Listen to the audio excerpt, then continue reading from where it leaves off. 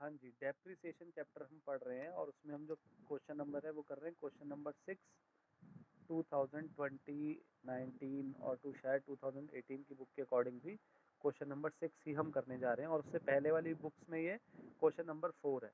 ठीक है जी, तो अब मैं क्वेश्चन स्टार्ट कर रहा हूँ, पहले पढ़ते हैं और फिर देखते हैं आगे क्या कह रहे हैं।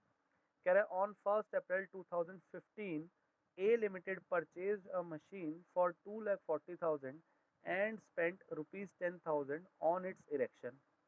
On 1st October 2015, an additional machinery costing rupees 1 lakh was purchased.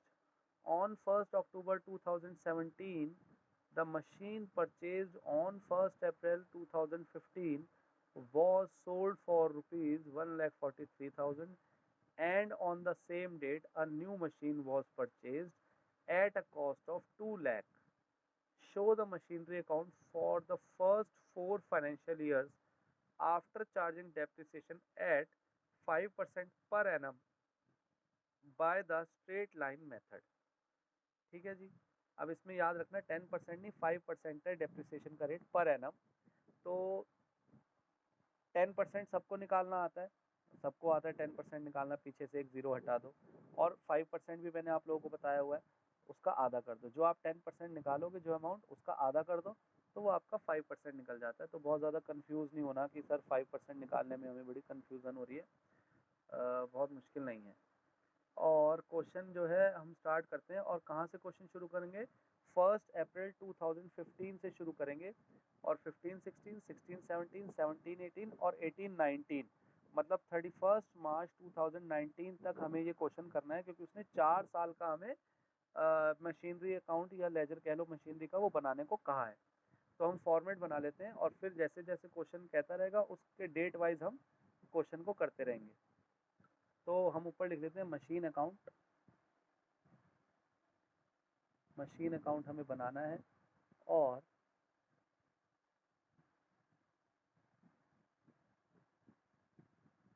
थोड़ा सा ये बड़ा बनाते हैं क्योंकि 4 साल का बनाना है।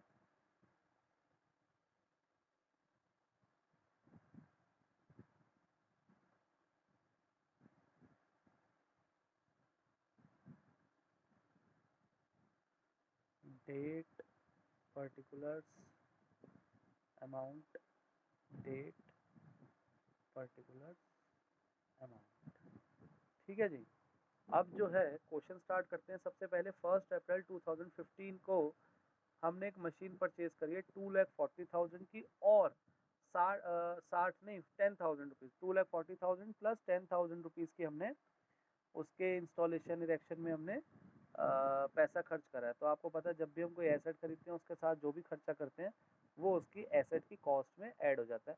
तो हम यहाँ पे ऊपर लिख देंगे 2015 1 अप्रैल और यहाँ लिखेंगे टू बैंक अकाउंट और ब्रैकेट में यहीं दिखा देंगे हम 2,40,000 प्लस 10,000, 2,50,000। ठीक है जी, 2,50,000 की हमने मशीन परचेज कर ली। अब मेरा फिर से आपको जब भी मैं कह रहा हूँ इस चैप्टर को आप जब भी करोगे जिस तरीके से मैं अब ये क्वेश्चन कराने वाला हूँ जैसे मैं बोलता हूँ तो ऐसे ही आपने अपने आप से बोलना, मतलब अपने मन में बोलना है कि ये वाला साल कब खत्म होगा, 31 मार्च 2016 को खत्म होगा। तो हमने देखना है क्या 31 मार्च 2016 तक कुछ हुआ है। तो हाँ, हमने 1 अक्टूबर 2015 को एक मशीन और परचेज करी है। तो एक और मशीन परचेज करने की एंट्री क्या होगी, machine account debit to bank account, to bank account. इसके आगे हम 2 लिख लेते हैं और ये 1 थी। ठीक है, ये 1 थी, ये 2 हो गई है। और ये कितने रुपए की खरीदी है, ये मशीन हमने खरीदी है 1 लाख रुपीज़ की। ये हो गया 1 लाख रुपीज़। और फिर से वही सवाल, क्या 31 मार्च 2016 तक कुछ हुआ है, नहीं और कुछ नहीं हुआ। तो इस साल को हम कर देंगे क्लोज और यहाँ पे लिखेंगे 2016 31 मार्च और हम लगाएंगे बाय डेप्रिसिएशन। ठीक है, फर्स्ट मशीन पे और सेकंड मशीन पे। ज़रा ये आप लोग बताओगे कितना कितना डेप्रिसिएशन लूँगा मैं, ज़रा जल्दी से बता दो आप लोग।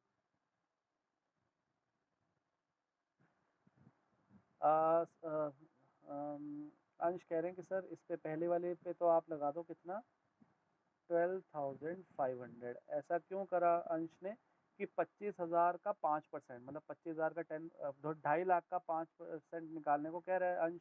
तो 2,50,000 का पहले 10% करा, 25,000 आ गया, और 25 का आधा कर दिया, 12,500 आ गया। अब बात करते हैं दूसरी मशीन की।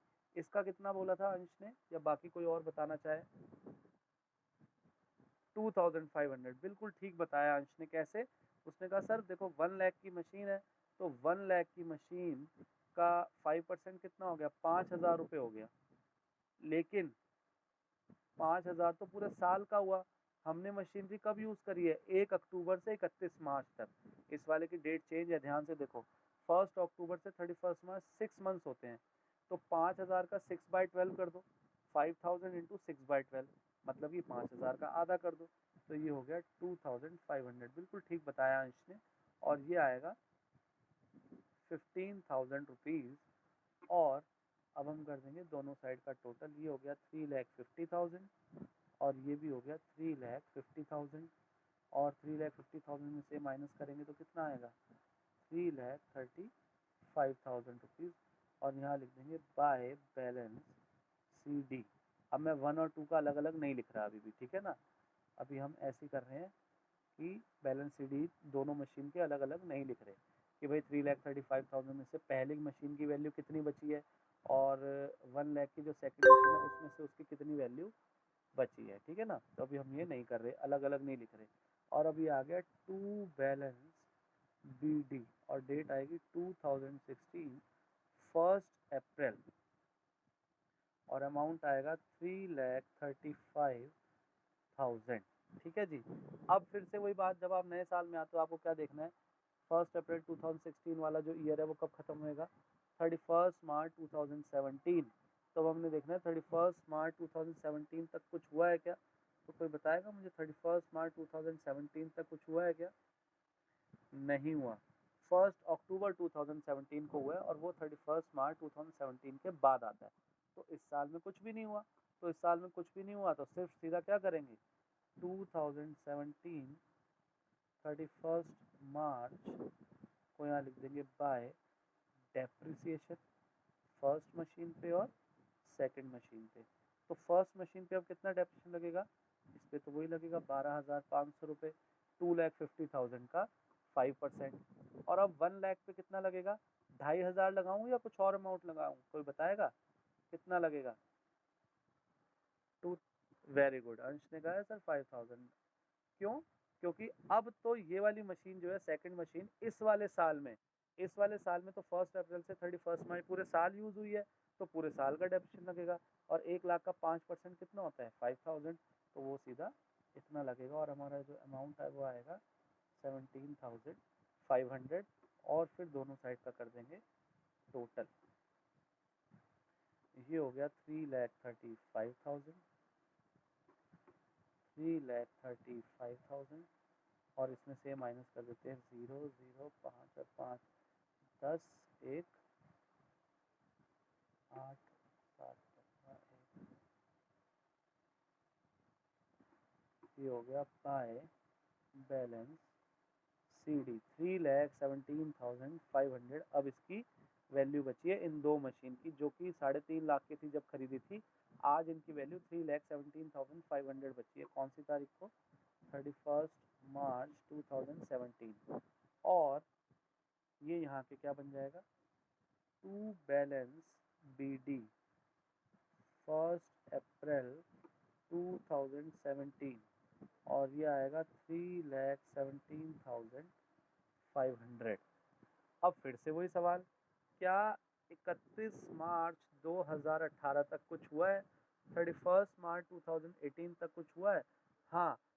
1 अक्टूबर 2017 को हमने एक मशीन जो कि 1 अप्रैल 2015 को परचेज करी थी, ये वाली की बात कर रहा है जो 2,50,000। 1 अप्रैल 2015 में जो हमने एक मशीन खरीदी थी, उसको हमने 1 अक्टूबर 2017 को 1,43,000 का सेल कर दिया, बेच दिया। अब ये तो पक्की बात है, जब हम कोई मशीन बेचेंगे, कोई भी सामान बेचोगे आप, तो या तो उसमें आपको प्रॉफिट होगा या लॉस होगा। तो वो कैसे निकालेंगे प्रॉफिट होगा या लॉस होगा? तो वो अब ज़रा समझते हैं। तो यहाँ पे थोड़ी सी युवराज ने गड़बड़ कर दी थी, बाकी यहाँ तक क्वेश्चन युवराज ने ठीक करा था और अपनी समझ से उसने अपने हिसाब से बिल्कुल बेस्ट, जितना मतलब मैंने तो अभी ये चैप्टर कराया भी नहीं था ना जिसमें सेल वगैरह आई हो, फिर भी उसने अटेम्प्ट करा, मुझे अच्छा लगा, लेकिन बाकी लोगों में से किसी ने नहीं भेजा। और युवराज ने उसी दिन भेज दिया था, क्लास खत्म हुई थी आई थिंक उसके थोड़ी देर बाद ही। तो थोड़ा सा प्लीज़ आप लोग इंटरेस्ट जगाओ थोड़ा अकाउंट्स में।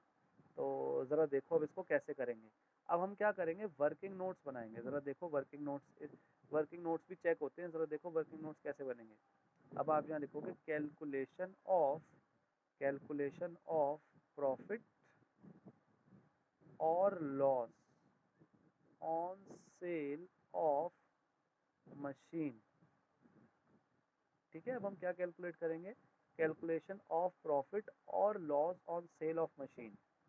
तो आप देखो क्या करोगे, आप लिखोगे value of machine as on 1 April 2015। मतलब जब आपने 1 अप्रैल 2015 में ये मशीन खरीदी तो कितने की थी, 2,50,000 की थी। ठीक है जी, फिर उस पर क्या लगा, माइनस डेप्रिसिएशन, माइनस डेप्रिसिएशन कौन से ईयर का, 2015-16 का, 2015-16 का कितना लगा था 2015-16 का, 12,500 यही लगा था ना, ये रहा इस मशीन पे फर्स्ट पे। तो 12,500 कितने की मशीन बची थी फिर, 2,37,500। अब आप यहाँ लिखोगे वैल्यू एज ऑन 1 अप्रैल 2016 को ये वैल्यू आ गई। इसका मतलब 1 अप्रैल 2016 को ये जो 3,35,000 दो मशीन का टोटल बता रहा ना, उसमें से फर्स्ट मशीन की जो वैल्यू है वो 1 अप्रैल 2016 को कितनी रह गई थी, 2,37,500 रह गई थी। अब आप मुझे बताओ फिर से आपने क्या करा था। हाँ जी,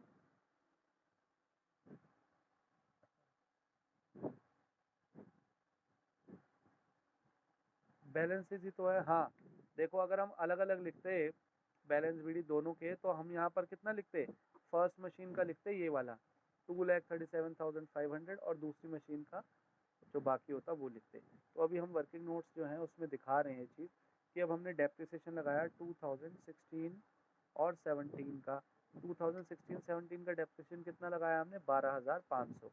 तो 12,500 फिर माइनस करेंगे हम, तो अब कितना बचेगा, 2,25,000। और 2,25,000 वैल्यू कब आई है, ये वैल्यू एज ऑन 1 अप्रैल 2017 को आई है ये 2,25,000। आप ये बात याद रखना है, जो वर्किंग नोट्स हम बनाते हैं ना, तो ये जो मैं लिख रहा हूँ ना, value as on 1 April 2017, value as on 1 April 2016, तो मुझे यहाँ पे कौन सी डेट पे आना होता है, जिस डेट पे मैंने मशीन बेची है। तो क्या मैंने 1 अप्रैल 2017 को मशीन बेच दी है, ज़रा देख के बताओ, क्या 1 अप्रैल 2017 को बेची है, कब बेची है मशीन, 1 अक्टूबर 2017 में बेची है।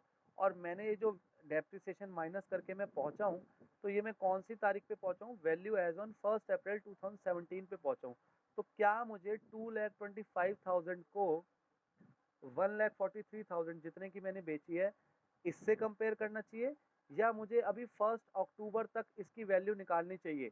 क्योंकि मैंने आपको क्या कहा है, जब तक हम यूज़ करते हैं ना कोई भी एसेट को, वहां तक डेप्रिसिएशन लगाना होता है। तो क्या हम 1 अप्रैल 2017 से पहले तक जितना डेप्रिसिएशन लगाया उतना ही छोड़ दें, या मैं अभी 1 अप्रैल 2017 से 1 अक्टूबर 2017 तक का डेप्रिसिएशन और लगाऊं, क्या कहते हो आप लोग, 6 महीने का और लगाना चाहिए, क्योंकि हमने 6 महीने और यूज़ करी है। हमने उसको बेचा कब है, 1 अक्टूबर 2017 को बेचा है। तो वहां तक पहुंचो तो सही, आप 2,25,000 को कैसे कंपेयर कर सकते हो 1,43,000 से, पहले हमको उस डेट पे तो पहुंचना पड़ेगा जो हमने जिस डेट पे बेची है। तो डेप्रिसिएशन अब हम लगाएंगे कितने मंथ्स का, 6 मंथ्स का, 6 मंथ्स का डेप्रिसिएशन लगाएंगे 1 अप्रैल 2017 से 1 अक्टूबर 2017 तक का। तो कोई मुझे बताएगा 6 मंथ्स का कितना डेप्रिसिएशन आएगा। 6,250 रुपये, बिल्कुल ठीक जवाब। और इसको अब माइनस करते हैं, 0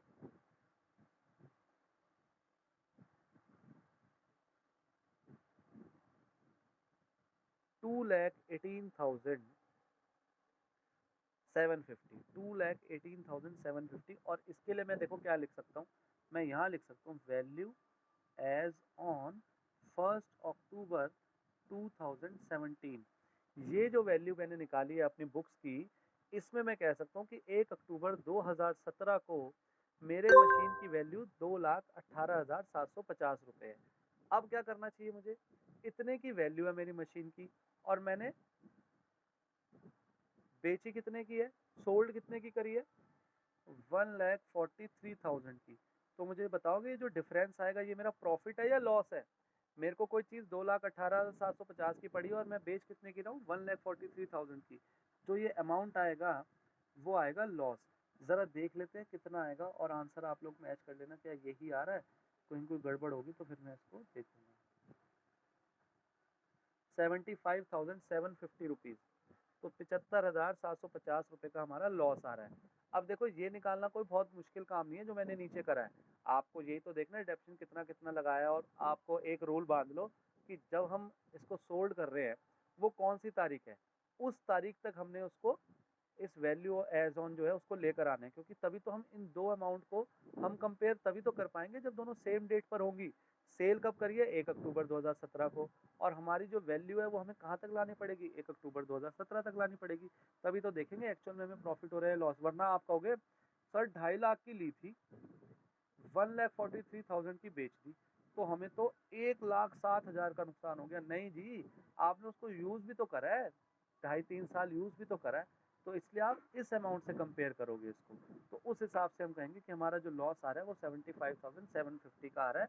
ये चीज़ निकालना कोई बहुत मुश्किल नहीं है स्ट्रेट लाइन मेथड में। तो WDV मेथड में थोड़ा सा मुश्किल हो जाता है ये, फिर भी मैं कहता हूँ कि बहुत मुश्किल नहीं है इसके मुकाबले। SLM मतलब स्ट्रेट लाइन मेथड से थोड़ा सा डिफिकल्ट हो जाता है, लेकिन बहुत ज़्यादा मुश्किल नहीं होता। लेकिन अब इसकी प्रेजेंटेशन समझ लो, यहाँ पर इसकी प्रेजेंटेशन कहाँ कहाँ आएगी, मतलब ये चीज़ें कौन सी चीज़ कहाँ कहाँ आएगी, ज़रा ये समझ लो।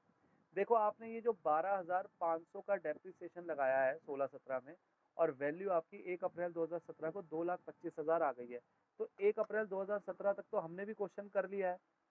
अब आप मुझे बताओ, मैं अब इसको बेचूंगा, बेचने से पहले मैंने क्या करा था, 6 महीने का डेप्रिसिएशन लगाया था। और कब लगाया ये मैंने, 1 अक्टूबर 2017 तक का लगाया है।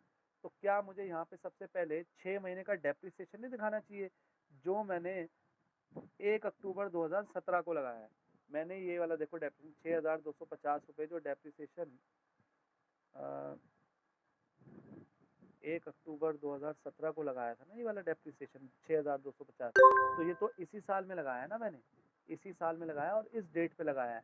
31 मार्च तक का थोड़ी वेट करूंगा। जब मैंने 1 अक्टूबर 2017 को मशीन बेच दी, तो मैं 6 महीने का डेप्रिसिएशन तो 1 अक्टूबर 2017 को ही लगा दूंगा ना, 31 मार्च को थोड़ी लगाऊंगा। तो 1 अक्टूबर 2017 को मैं क्या करूंगा, सबसे पहले डेप्रिसिएशन लगाऊंगा, ठीक है, कितने मंथ्स का, 6 मंथ्स का। कौन सा वाला, ये वाला, ये रहा, हमने करा हुआ है सब कुछ, अब तो हम सिर्फ प्रेजेंटेशन कर रहे हैं। 1 अक्टूबर 2017 को हमने डेप्रिसिएशन लगाया 6 महीने का 6,250, तो पहले आप वो लिखोगे 6,250 रुपये।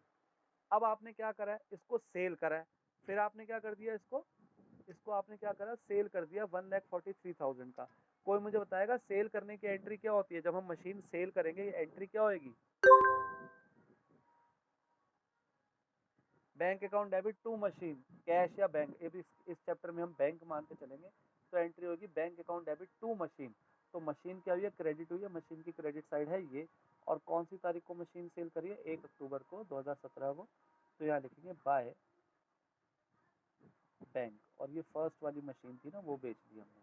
कितने रुपए की बेची है, अमाउंट देखना जरा, 1,43,000। कितने की बेची है हमने, 1,43,000। क्वेश्चन में ये लिखा हुआ है कि आपने 1,43,000 की बेची है। अब आप एक चीज ध्यान रखो, जब भी आपको दो ही चीजें तो होंगी, या तो आप ये जब भी सेल वाली एंट्री आई, क्वेश्चन मतलब आपको डेप्रिसिएशन का क्वेश्चन आएगा जिसमें आपने सेल करी है, तो जब भी आप सेल करोगे तो आपको या तो लॉस आएगा या प्रॉफिट आएगा। दो ही चीज़ें हो सकती है ना, या तो लॉस आएगा या प्रॉफिट होएगा या कुछ भी नहीं होएगा। तो कुछ भी नहीं होएगा तो फिर तो कोई दिक्कत ही नहीं है। जब कुछ भी नहीं होएगा तो डेप्रिसिएशन लगा देंगे जितने महीने का लगना है, और बाय 10 करके सेल कर देंगे, बात खत्म हो जाएगी। लेकिन अगर प्रॉफिट या लॉस आता है तो उसको कैसे शो करेंगे, तो आप याद रखना, जब भी लॉस आएगा तो इस तरफ दिखाएंगे और प्रॉफिट आएगा तो इस तरफ दिखाएंगे। लॉस हमेशा क्या होता है, आप मुझे बताओ, लॉस क्या होता है, हमेशा डेबिट होता है। तो आपको लॉस अकाउंट को क्या करना पड़ेगा, debit to machine, loss account debit to machine, bank account debit, loss account debit to machine. ये तो एंट्री करोगे ना, मान के चलो आपको लॉस होता है तो लॉस भी क्या होता है, डेबिट होता है। तो लॉस डेबिट होएगा तो मशीन क्रेडिट होएगी, तो मशीन की क्रेडिट साइड है ये, और लॉस होगा तो इस तरफ लिखेंगे। और ये भी आपको 1 अक्टूबर 2017 को हुआ है। और आप क्या लिखोगे, by profit and loss account और ब्रैकेट में लॉस। अब आप मुझसे फिर पूछोगे सर ये प्रॉफिट एंड लॉस अकाउंट क्यों लिख रहे हैं, फिर मैं आपको कहूँगा कि ये जो प्रॉफिट एंड लॉस अकाउंट हम क्यों लिख रहे हैं, इसका जवाब मैं आपको कब दूंगा, जब हम सेकंड लास्ट या थर्ड लास्ट चैप्टर करेंगे। बस आप इतना याद रखो, जितने भी आपको एक, चलो आज एक चीज़ इतना बता रहा हूँ, आपने ट्रायल बैलेंस बनाना सीख लिया ना, ट्रायल बैलेंस से आपने पहले लेजर बनाए, तो आप याद रखना जितने भी एक्सपेंसेस, लॉसेस, इनकम और प्रॉफिट होते हैं, वो एट द एंड जब आप फाइनल अकाउंट्स बनाते हो, ये सारे कौन कौन से, फिर से बोल रहा हूँ, एक्सपेंस, इनकम, प्रॉफिट और लॉस, ये चारों चीज़ें आपकी प्रॉफिट एंड लॉस अकाउंट में चली जाती हैं। जितना भी आपको पूरे साल में एक्सपेंस हुए ना, जितने भी सारे आपने बनाए, salary, wages, electricity charges, insurance, और भी कितने सारे खर्चे होते हैं, या इनकम भी होती है, कमीशन रिसीव्ड, या और भी कोई प्रॉफिट या आपको कोई लॉस होता है, तो ये सारे एट द एंड कहाँ चले जाते हैं, प्रॉफिट एंड लॉस अकाउंट में। तो मैंने इस लॉस को, जो मुझे लॉस हुआ है ना 75,750 का ये लॉस हुआ है, तो इसको मैंने कौन से अकाउंट में ट्रांसफ़र कर दिया, प्रॉफिट एंड लॉस अकाउंट में ट्रांसफ़र कर दिया, और ब्रैकेट में आपको शो कर दिया क्योंकि हमें लॉस हुआ है। क्योंकि अगर प्रॉफिट होएगा तो भी हम प्रॉफिट एंड लॉस अकाउंट ही लिखेंगे। अभी मैंने आपको क्या कहा है, चाहे प्रॉफिट हो, चाहे लॉस हो, चाहे इनकम हो, चाहे एक्सपेंस हो, हम प्रॉफिट एंड लॉस अकाउंट में ही ट्रांसफ़र करते हैं। तो अगर आपको प्रॉफिट होता तो आप यहाँ लिखते to profit and loss account और ब्रैकेट में प्रॉफिट लिख देते। अभी लॉस हुआ तो आप क्या लिखोगे, by profit and loss account और ब्रैकेट में लॉस लिख दोगे। अब ज़रा अमाउंट की बात करते हैं। अमाउंट हमने अभी नीचे निकाला ही था, ये रहा 75,750। तो 75,750 हम यहाँ पे लिख देते हैं, 75,750। तो हमारी ये 1 अक्टूबर को जो जो चीज़ें होनी थी वो पूरी हो गई हैं। क्या क्या हो गया, 6 महीने का डेप्रिसिएशन लगना था। अगर हम देखो 1 अप्रैल को बेच देते ना, अगर हम 1 अप्रैल 2017 कोई मशीन बेच देते तो फिर ये 6 महीने का डेप्रिसिएशन थोड़ी लगता, क्योंकि अगर हमने 1 अप्रैल 2017 को बेच दिया, दैट मीन्स हमने फर्स्ट डे पे बेच दिया ईयर के, और उससे पहले तक का तो डेप्रिसिएशन लग चुका है सारा, तो फिर हम 6 महीने का डेप्रिसिएशन नहीं लगते।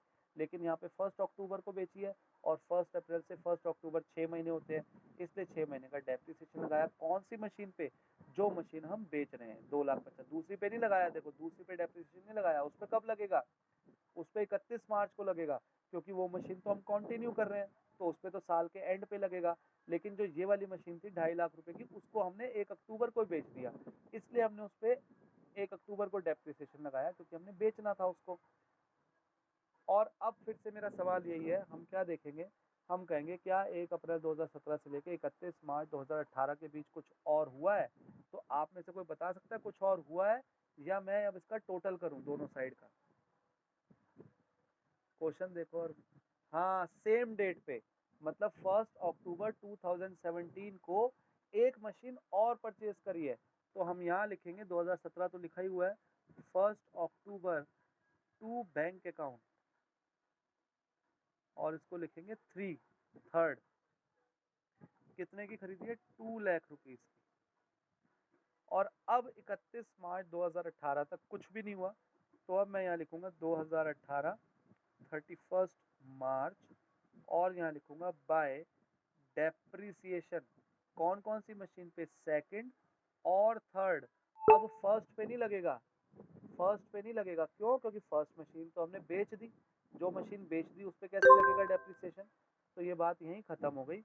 और अब कितना डेप्रिसिएशन लगेगा सेकंड मशीन पे, तो सेकंड मशीन तो पूरे साल यूज़ हुई है, तो इस पे तो पूरे 5,000 रुपये लग जाएगा। 1 लाख का 5% पूरे साल का 5,000 हो गया। अब मुझे कोई बताएगा सेकंड मशीन पे कितना डेप्रिसिएशन लगाऊं मैं, सॉरी थर्ड मशीन पे कितना लगाऊं, 10 या 5?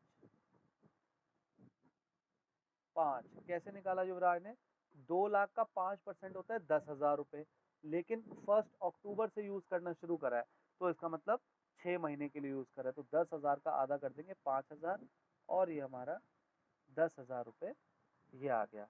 और अब हम क्या करते हैं, दोनों साइड का कर देते हैं टोटल और बैलेंसिंग फिगर निकाल लेते हैं।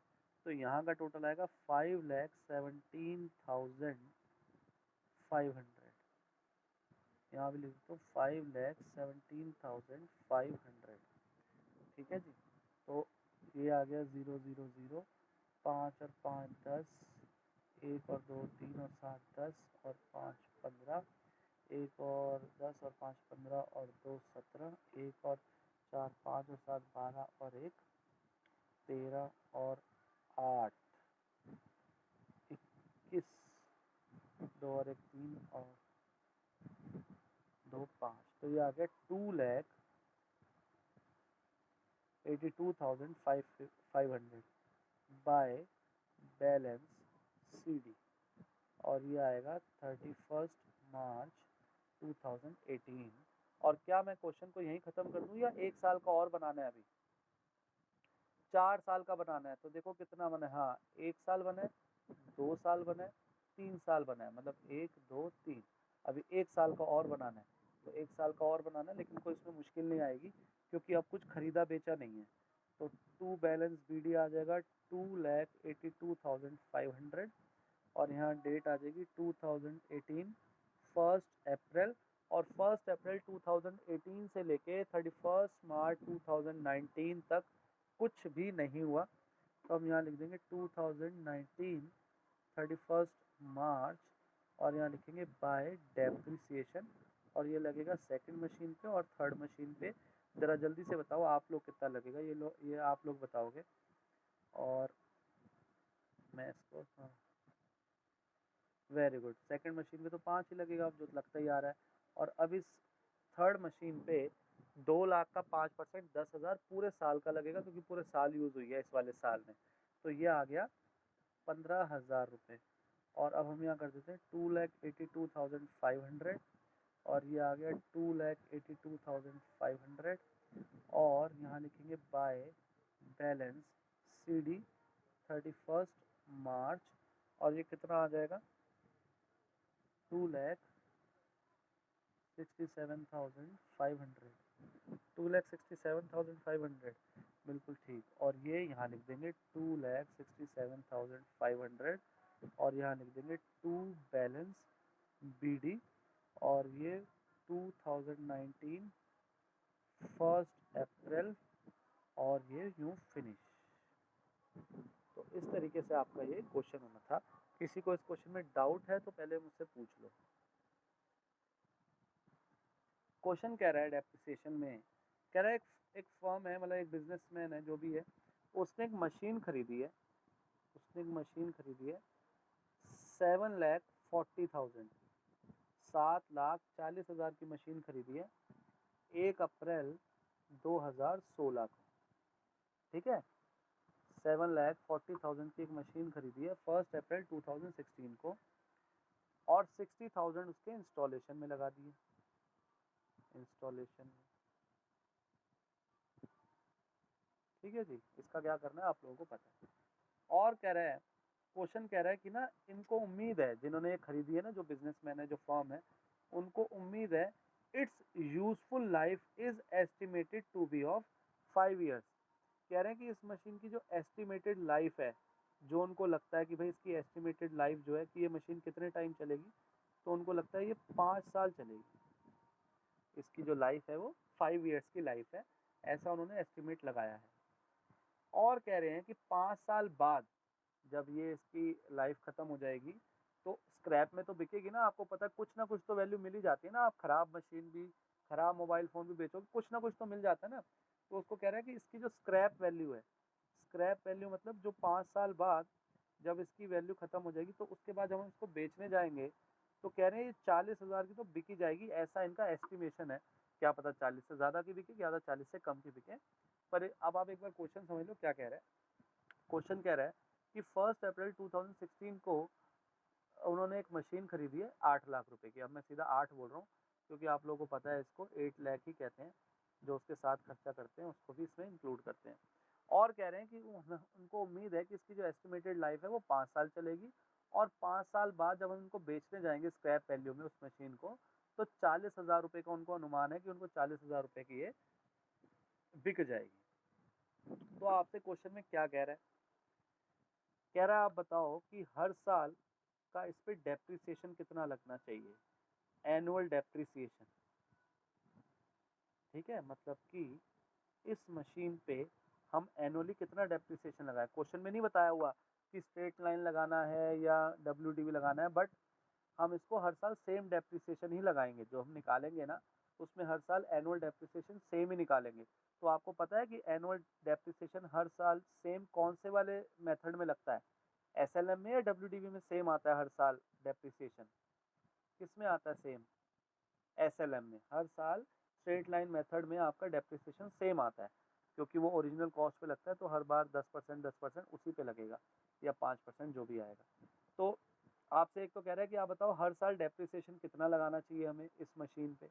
ठीक है, क्योंकि आपको बोला है कोई भी हम फिक्स एसेट्स खरीदते हैं तो उन पे डेप्रिसिएशन तो लगाना है। तो क्वेश्चन में कोई परसेंटेज नहीं दी, कुछ नहीं दी हुई। कह रहा आप बताओ हर साल डेप्रिसिएशन कितने रुपए का हम लगाएंगे इस मशीन पे, इस इंफॉर्मेशन के रिगार्ड में आप बताओ। और दूसरा आपसे कह रहा है कि क्या रेट ऑफ डेप्रिसिएशन बनेगा। तो पहले जब आप एनुअल डेप्रिसिएशन निकालोगे तब आप रेट भी निकाल लोगे डेप्रिसिएशन का, ये तो कोई बहुत मुश्किल काम नहीं है। मतलब एनुअल डेप्रिसिएशन निकालना हमें अगर पता चल गया कितना आएगा, तो रेट ऑफ डेप्रिसिएशन निकालना कोई बड़ी बात नहीं है। तो आपसे इस क्वेश्चन में ये दो चीज़ें पूछ रहा है। तो अब ये क्वेश्चन कैसे करेंगे, ज़रा समझो इस क्वेश्चन को। तो इसका जो एनुअल डेप्रिसिएशन है, या पहले टोटल डेप्रिसिएशन देख लेते हैं कितना निकलेगा। तो ज़रा आप उसको समझ लेना कि डेप्रिसिएशन कितना आएगा। तो जो डेप्रिसिएशन का फॉर्मूला है, तो डेप्रिसिएशन का जो फॉर्मूला है वो आपका लगेगा कॉस्ट। कॉस्ट मतलब जितने की आपने खरीदी है, cost of machine, cost of machine या asset, minus scrap value. Scrap value मतलब जो आपको लगता है कितने की बिकेगी, divided by number of years of estimated life. मतलब जो आपको इसकी एस्टिमेटेड लाइफ लगती है कि ये इतने सालों तक चलेगी।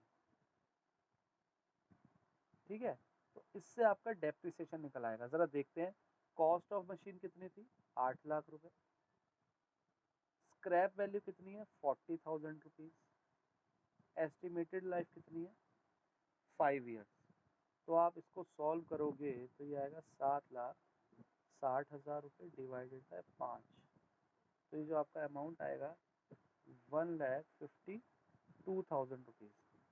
1,52,000 रुपये। 1,52,000 आपका एनुअल डेप्रिसिएशन आ गया। मतलब आपको हर साल 1,52,000 रुपये का डेप्रिसिएशन लगाना चाहिए इस मशीन में। पहले साल 1,52,000 लगाओगे, फिर दूसरे साल 1,52,000 लगाओगे, फिर तीसरे साल 1,52,000 लगाओगे। ऐसे कितने सालों तक लगाओगे, 5 साल तक, क्योंकि 5 साल के बाद तो इसकी वैल्यू ही खत्म हो जाएगी। मतलब आपको इसको बेचना है या उसकी स्क्रैप हो जाएगी वो। तो ये तो आपका आ गया एनुअल डेप्रिसिएशन। तो ये आपका एनुअल डेप्रिसिएशन आ गया ये। अब आपसे जो अगला सवाल कर रहा है रेट ऑफ डेप्रिसिएशन, तो अगर किसी की मैथमेटिक्स अच्छी है तो वो मुझे जवाब दे सकता है कि सर रेट ऐसे निकालोगे आप, रेट ऑफ डेप्रिसिएशन। कोई बता सकता है मुझे कैसे निकलेगा? हर साल कितना डेप्रिसिएशन लगना है, 1,52,000। मशीन की कॉस्ट एक्चुअल में है कितनी, 8 लाख रुपए। और जब भी हमें रेट निकालना होता है, परसेंटेज निकालनी होती है, तो हम 100 से मल्टीप्लाई कर देते हैं। तो इसका जो आंसर आएगा वो आएगा 19% पर एनम। इसका मतलब आप 19% का डेप्रिसिएशन लगाओगे हर साल, तो आपका 1,52,000 ही आएगा। आप करके देख लो ना, ये लो यहाँ पे आप 8 लाख का 19% निकाल लो, वो 1,52,000 आएगा। यही तो था, 1,52,000 तो लगना है हर साल डेप्रिसिएशन। तो वो किस पे लगता है? जो आपकी मशीन की कॉस्ट है उसी पे तो लगाते हैं ना, ओरिजिनल कॉस्ट पे लगाते हो आप। तो 8 लाख का 19% कर लो, 1,52,000 आएगा हर साल। तो ये हमने रेट ऑफ डेप्रिसिएशन ऐसे तो निकालते हैं कि हर साल डेप्रिसिएशन कितना लगना है, 1,52,000। टोटल कॉस्ट कितनी है मशीन की, 8 लाख इंटू 100, तो 19% पर एनम हमारा क्या लगेगा, डेप्रिसिएशन का रेट आ गया। और हर साल लगेगा कितना, 1,52,000 लगेगा। इस क्वेश्चन में किसी को डाउट है तो मुझसे पूछ सकता है,